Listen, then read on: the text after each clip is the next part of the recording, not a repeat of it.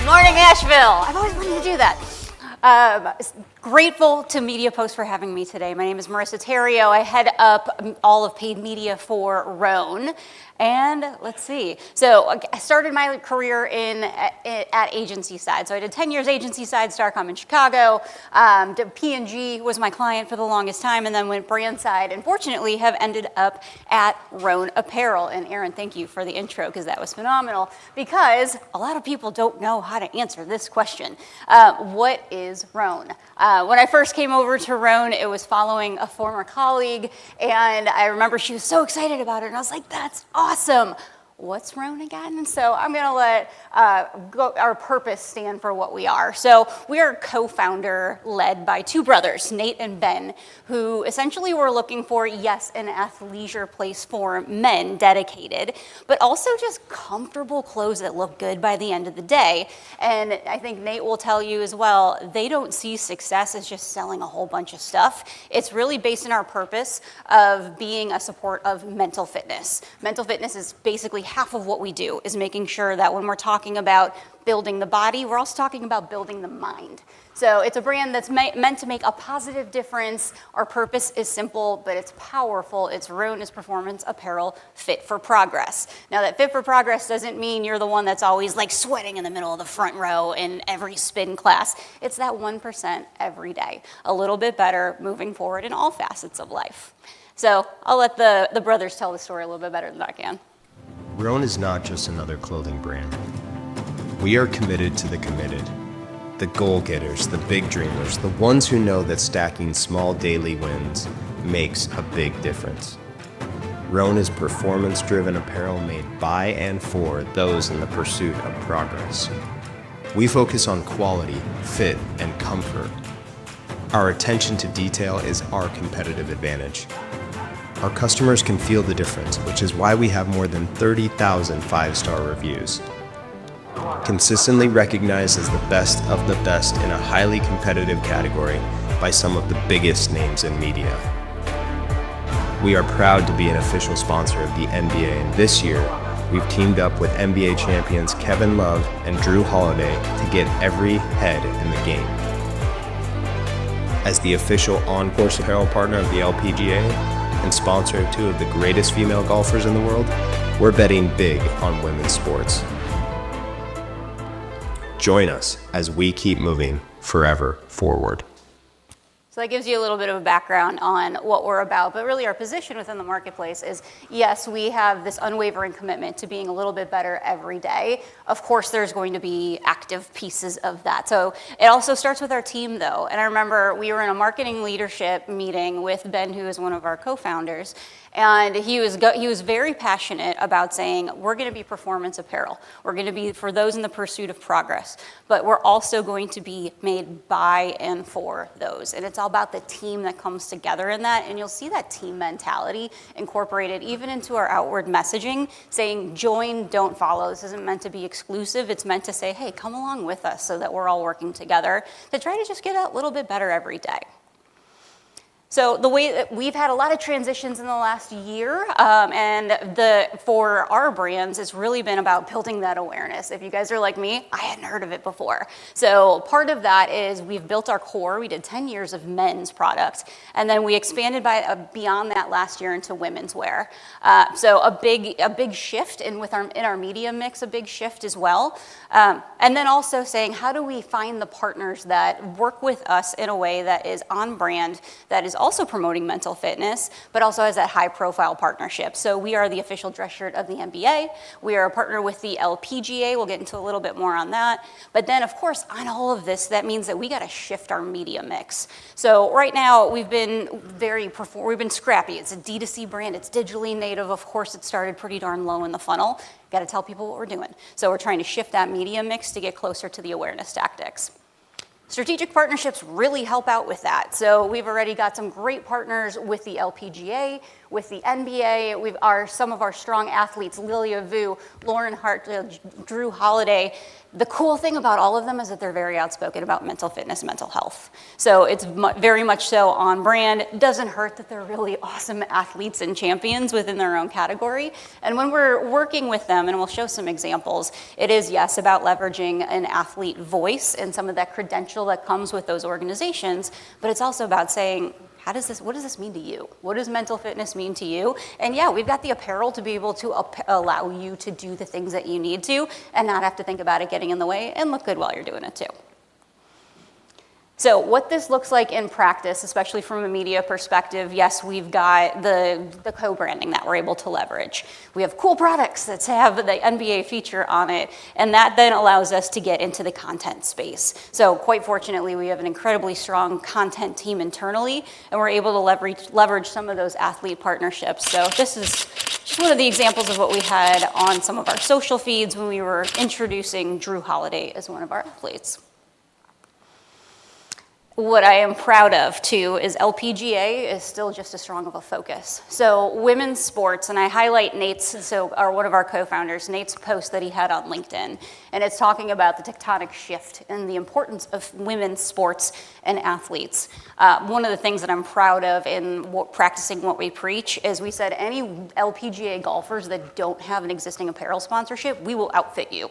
So that's what we see on the right-hand side. And then also making these athletes look as cool and amazing as they actually are. So this is one of our latest pieces of content. It was in support of a capsule collection that we created specifically for Lilia Vu. You'll see it here right now.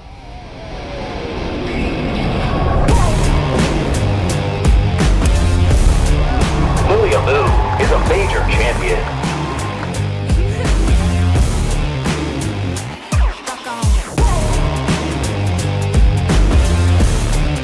Lilia Vu and a proud Rhone ambassador.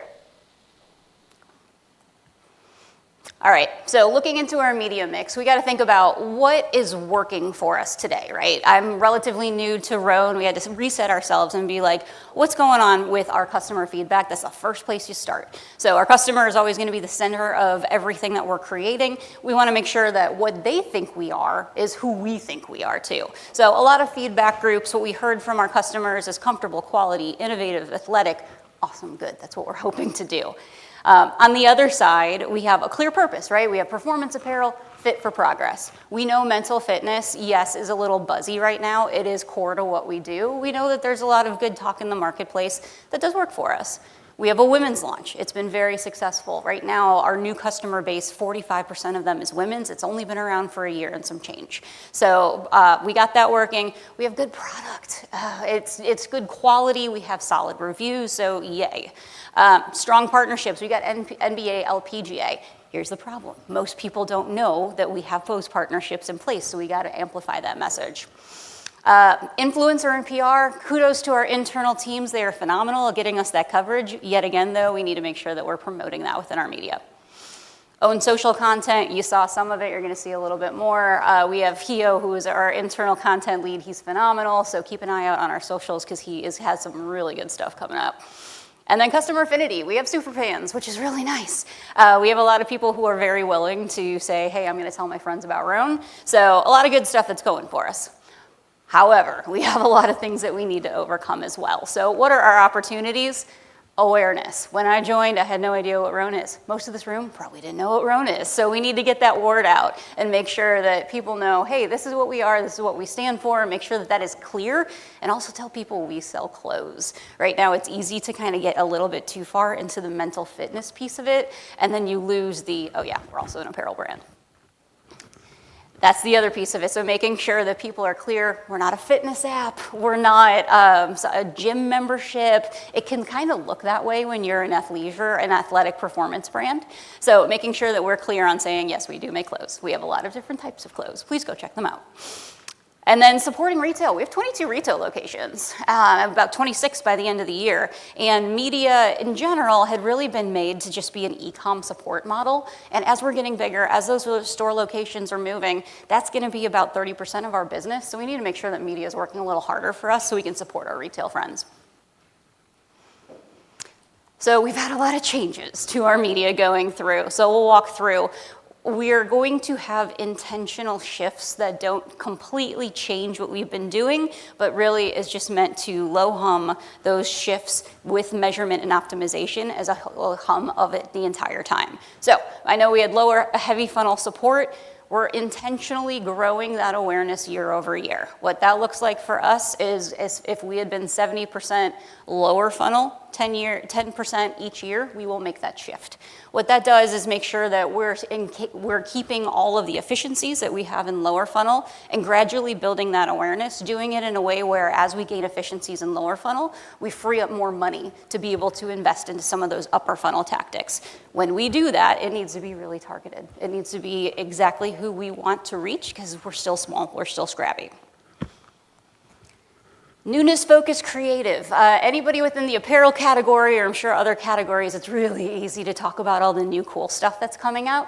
The other piece of this is 50 to 60% of our business is in our core franchises. So it's easy to fall into the new arrivals and talking about the latest and greatest. We still need to be supporting 50% of our business on evergreen content and product to make sure that that remains the core, that continues to get the message out while still highlighting the new arrivals that we're seeing.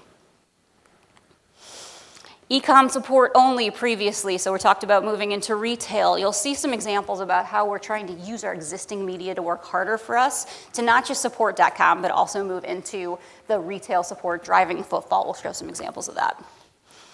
And then fragmented buying silos. So again, we were small, we were scrappy, we were figuring it out. We had about 8 different ways of buying media. And as I came in, we had identified, all right, we really got to figure out a way where we can combine efforts. We can buy simply and within one place. So we really needed a single agency that does cross-platform optimization strategy across the board. So how did we do it? So we talked a little bit about stair-stepping up to that awareness. If I had said, hey, we're going to come in, we're going to shift entirely to a 70% upper funnel model, my e-com team would not be very happy with us. So we're keeping those lower funnel efficiencies, but really stair-stepping that 10% every year to eventually get to about a 60 upper, 40 lower mix. Again, that's highly targeted within the upper funnel. There's quick wins that we can do within existing partners, within a Meta, within a Google, to make sure that we're just moving that awareness needle a little bit further. Also, really leveraging our first-party data. So we had been kind of using it, but really we need to be targeting that in, specifically using our first-party data for sequential targeting. Evergreen franchise support, I talked about this a little bit, but again, 50% of men's sales were our core franchises. 60% of women are core franchises. So we need to make sure that our messaging is supporting that as well. We're not forgetting about the guys that got us the success where we are. And then strategic retail support. So we have targeted TV buys, we have PR and influencer, we've got this great content. We're using it not just to drive to .com, but also to drive into our stores. So having even just as simple as an end card saying, hey, go to our .com or visit your Boston Seaport location, for example. So what this looks like in practice, there we go. So within our NBA buys or when we're leveraging that creative, we're making sure that we're saying, hey, go to Rhone.com or in highly targeted locations, go to this retail location, and then it's dynamically targeted to each one of those. An example on the right here, we're also looking at Drew Holiday. This was in Boston. Unfortunately, he was traded, but he was looking at our Boston Seaport location. And when we ran this out of home, it was a test for us. We hadn't done anything that was trying to drive in store yet. When we ran this in market, 55% increase in football when it was live. So clearly, we've got some success when we know that we're really trying to drive to retail locations as well. Cool thing about this too, we get texts from people that are like, hey, I saw your ad. That's why it was highly targeted. It was meant to be into bar locations where there's a lot of group viewing. We knew that those people were going to be those who are in market for our price point as well. So nice to see the live action shots come back to us as well. Let's talk a little bit about the media RFP. So this is a big one, at least for us. Again, we needed to consolidate our efforts. There are so many good media agencies out there, like mind blown as we were going through the process. What we were looking for is, again, that single agency solution. They need to be able to grow with us, and they need to be able to grow quickly with us. So making sure that they can scale up when we need to, efficient conversion within that as well is always underpinning everything we do. We're a premium brand. We are not going to have a lot of sales. We're not going to have a lot of promotions. So we need to be able to work with that full price business as usual all the time. Got to be agile to the business needs. It needs to be large enough to scale with us longer term. And selfishly, I wanted direct access to all of our data so that we'd always know exactly the same stats that are coming in on the brand side as on the agency side. And then measurement solutions. For us, we have Domo. It's our internal solution. We just want to make sure we're piping that data back in so that if other teams are pulling through and saying, hey, what did we spend or what did we run, what were our stats, everybody's looking at the same information.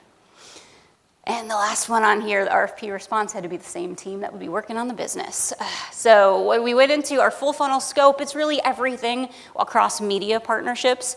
We want to make sure, again, that Rhone had partnership access. And then longer term, we were talking about SEO. We'll get into a little bit about that.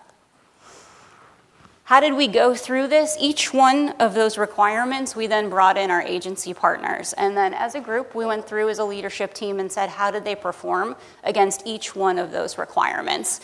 Again, so many great agencies, it was tough to choose. This is what it looks like. So essentially, we went through and said, how did each agency deliver on all of those? Fortunately for us, we were really close on the last two, but we did end up going with our agency, Kepler. They're based out of Philadelphia and New York. Highly, highly recommend. What we saw through that is a couple of surprising things that came as an agency advantage. So pioneering in AI search, I know they already talked about this earlier this morning. AI search is taking over so incredibly quickly, we don't have the luxury of waiting to see what happens. So what they were able to identify is how does Rhone appear within AI search right now? What we learned is that it's only showing up as a men's brand and it doesn't even have any kind of call out to women's. So we're working through scopes right now to be able to get it within the AI search results to make sure that people know exactly who we are, what we stand for. The other side is when we were running previously, we were spreading ourselves too thin. So we're really looking into growing an awareness while reducing waste to those who are either maybe not in market, not within our target audience. So using our data-backed audiences to make sure that we're hitting exactly who we need to. We don't have that much budget. So we're hitting our men and our women in the right way and hitting those targets within our media choices.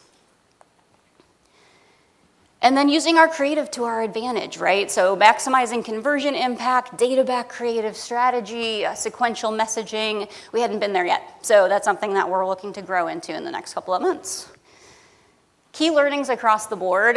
We have really great organic coverage. We are working really closely with our organic team because as that comes out, we need to be ready to boost that content as much as we can. So getting ourselves ready, making sure we've got all of our partnerships in place that we can turn on and boost, and also be sure that we're testing to see, is this something that paid should be supporting and will it take off, or is this maybe something that really just needs to live organically? So working with the teams on that. The awesome part is too, we had learned that our product ads, our product content had really performed well as paid ads. So I had made a list of about 10 different product ads and said, can you please highlight them? They're doing really well in paid. So they ended up making these reels for us to be able to support those efforts. So a really good partnership there. Also, letting our ad units tell our product story. What I mean by that is we have brand videos, and they do tell the story of Rhone. It's not totally clear all the time that we sell clothes. So this is an ad unit that's within Google PMax or within Demand Gen that also has the product overlays. So if we're running our videos, we can also show, hey, this is exactly what we sell. We needed media to help us with that. And then AI adaption's not going to wait for you. Our customer is a higher end affinity target, and so we know that it's going to be a higher affluent audience. Those with higher household incomes are using ChatGPT and the like more than everybody else. So especially for a brand like us, where we're looking at a more affluent base, we need to be there, and we need to make sure that we're showing up in the way that is authentic and real to who Rhone is. I will show the video on the left really quickly just to get an idea of what these product videos look like. The Mirage Anorak, built to withstand unexpected weather, like this. The ultralight matte fabric is made for featherweight performance and complete coverage in all conditions. Sun or storm, it's the shell you reach for when the day gets going. Did we tell you that it's treated with DWR for water repellency too?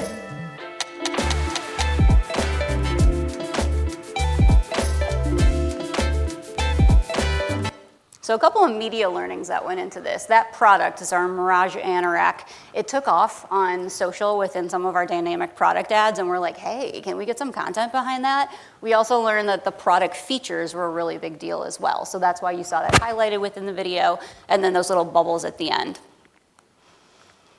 What has this done? So as we're looking, obviously we're trying to grow that awareness. I am pulling this on a weekly basis to make sure that we're at least growing that within Google Trends.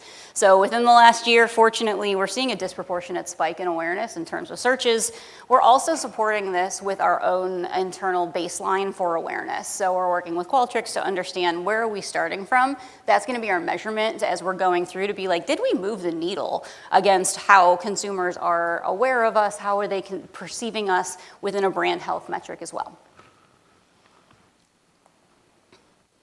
So what's next for us? Oh, I just talked about that. Awareness baseline. So brand health measurement, making sure we know where our come from state is. And then MMM. MMM is a tough one to get up and running, but it is something that we're working through right now to be able to understand true ROI, not last click attribution, but true ROI for each one of the tactics that we have. It always surprises me which ones are working better for us than we think. So we are in the process of that. Hopefully we'll have readouts for that shortly. AI search optimization, again, we don't have the luxury to be too slow to that, so we're working through that right now, hoping to have some of that work live. Creative analytics and sequential messaging, that's another one we're working on to make sure we truly understand which creative units are working within which stage of the funnel. So for awareness, consideration, and conversion, which ad units work best for it so that we can better understand and then relay back to our creative and our social teams to make sure we're making more of what we understand works within each stage. First-party data, so crucially important. We're working with our CDP partner and Parity to be able to make sure that, number one, our data is correct, that it's being passed back in a PII-safe way, and that our partners are using it to maximize both our own data, but also that lookalike targeting. Local inventory ads. We need to support our retail friends. It's really cute because they never get any love, so we're trying to give them some additional support from our media budgets to be able to grow some of that foot traffic in market. And then the last piece, so when we started women's, there's a collection called Dream Glow. It's really comfortable. I live in it all the time. And the men in the office loved it so much that they wanted their own version. So we are, surprise, rolling that out today. So it's our biggest launch today. So we're launching Bro Glow is what Ben wants to call it. It's really called Dream State. This is our shameless plug for this being launched today. Play it right here. We have Dream Glow for women. We have this for men. We just need a name. All right, let's come up with something. I feel like men like to be comfortable. Let's write that down. All right, I like where this is headed. What about vision? Like a vision quest. Or Yeah, no bad ideas. No bad ideas. Yeah, that's the sound I make when I sleep. Soft. Soft is good. Men love soft. let's tell everyone. It's gonna be the best thing ever. Guys, we got it. It's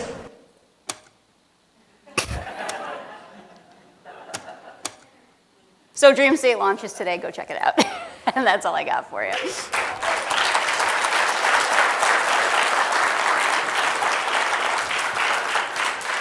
Marissa, thank you so much. It launched today. Today. Okay, guys, we did not plan this Yeah. any means. I want to go, this is all organic. But we are opening up to the question and answer portion for the audiences. Please raise your hand. If not, I will call on you and it will be awkward for everybody. And introduce yourself when you're about to ask your questions. Doing my best not to make it awkward, Aaron. Marissa, first, Ryan Spicer at Atmosphere TV. Pleasure to meet you. First, congratulations. That is incredibly thorough and impressive to see all the work in your short time there. I have two questions for you. One was just actually the slide you showed about the search organic result had like 3 big spikes within that overall trend. I'm curious if that was attributed to anything that was driven by media, event, et cetera, or if you know. And then largely listening to all that, which again was insanely impressive, the one thing that I was thinking as a consumer was the very challenging landscape from Fabletics, Viore, right? Like how do you as a marketer, the company, the brand think about the landscape, which is quite crowded and standing out and creating sort of hopefully not only a new customer, but a lifetime customer as well? Great questions. The first one, I would love to take credit for it, but that's holidays. So our holiday spikes are popping up for Black Friday, I guess Cyber Monday. In terms of how do we break through, it's like the most cluttered category. It's using that content. So what we've seen, even in our MMM ROI, influencer works the best for us. So obviously influencer is going to have its own reach, but paid needs to be able to support that to amplify and get that reach against it too. And then within our content, it's really talking about those product features. That's been a differentiator for us. And then I'll also say our mind and muscle events, which is when we get groups of kind of like our super fans together. They do a workout, and then it's basically going into like a therapy session. And that's part of the differentiating, to be like, hey, we're not just here to dress you. Like, we're trying to also equip that people can live better lives that are more mentally focused and fitness and aware of that as well. So it's kind of using those points of differentiation to try to break through and say, hey, this isn't just an exclusive athleisure company. Like, we're really trying to be part of our community together with you. Have you already sent a ping to your product team to get them working on the Taylor Swift collab? Oh, that happened, yeah. Our Orange collection went live like pretty much immediately. Marissa, I have a question for you. You talked about the NBA partnership. Can you talk to me a little bit about the vetting process that you thought about of going after individual athletes versus like a holistic NBA Rhone partnership? Yeah, it's a little bit of both. So we are the official dress shirt of the NBA. That was intentional, right? So to try to get some of that awareness out there, obviously there's athletes that tie into that as well. When we were going through, Kevin Love was actually one of our former athletes as well, and then Drew Holiday. All of them are outspoken about mental fitness. They've talked about their journey. They've been very public about it. So that all just tied into who we are as a brand. And you'll see that from Lilia Vu and Lauren Hartledge as well on the LPGA piece. So it really was it was Nate and Ben, our co-founders, who were meeting with them individually, understanding what they're about, and trying to find those synergies of people that are trying to do the same kind of thing like us. Kate, right up here.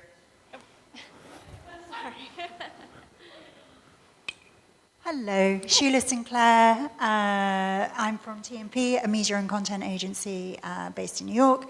Loved your presentation. We also work on fashion brands, so a lot of what you're telling is resonating. Could you talk a bit to how you've managed to persuade the business to intentionally shift investment towards awareness?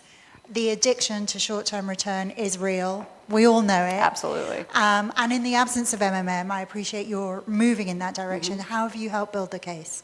Absolutely. In the absence of MMM, it is challenging, right? And so that's why Google Trends has kind of been our baseline to be able to say, hey, when we're doing this, look at the spikes that are correlating when we're running on linear TV or upper funnel awareness-driven tactics within social. So it's using that as the baseline. It's also saying, this is the size of the audience we're reaching right now. Here is our potential. So if we continue to just hit these same people, eventually they're going to run out of funds and we're going to bleed them dry. So we need to make sure that we're growing that. It's also showing them the stair step piece of saying, hey, we're not going to try to reach all these people at the same time. It's starting here. It's getting 10% bigger, then 10% bigger, then 10% bigger. And that then doesn't cause the lower funnel to drop dramatically. So as we're going through those processes, we're saying, hey, we're still keeping our ROAS numbers up. We're still going to be doing our coverage. We're still going to get our returns, hopefully, from a revenue perspective. But let us hit more people, and we'll get there. So that was part of what was going to our senior leadership. Honestly, though, they're also super supportive of growing that. So I didn't have the same battles that I've had in other places. And I think, Kate, we have one more question. Hi, I'm Vula Kakaletris with Horizon Media. Thank you for sharing that experience. It was great. My question is building on the question that was just asked about as you're increasing your allocation to upper funnel media, what kind of measurement are you doing to understand the impact to lower funnel metrics? And are you seeing that the awareness media are making your lower funnel metrics more, or initiatives that much more productive? It's a great question. There are only a few ad types where we can see assisted conversion, and that's a metric that we've really been leaning into. So as an example, Google's demand gen tool will show us assisted conversion, so you can see what happens within that customer journey. That then helps us to gain more confidence in saying, hey, this isn't an immediate conversion, but it did support it down the line. Here's the time frame in which that happened. The other piece, we work with House for incrementality and for MMM, and so we've been looking at both in correlation to say, can we see some of those changes and shifts when we run those upper funnel tactics to see if that's affecting sales down the line. Piece of it is you got to give it time. You got to give it that 2 to 4 week window, if not even more than that, to make sure that you're reaching people, you're getting the frequency of at least like 8 to 10 times first to be able to get there. So incrementality has been showing it, MMM has been showing it, and then really it's following the Google trend lines that we see when we have some of that live and seeing when within a couple of week window do we see those spikes come up. That's usually attributed to upper funnel. That is all the time that we have for questions today. Thank you so much, Marissa.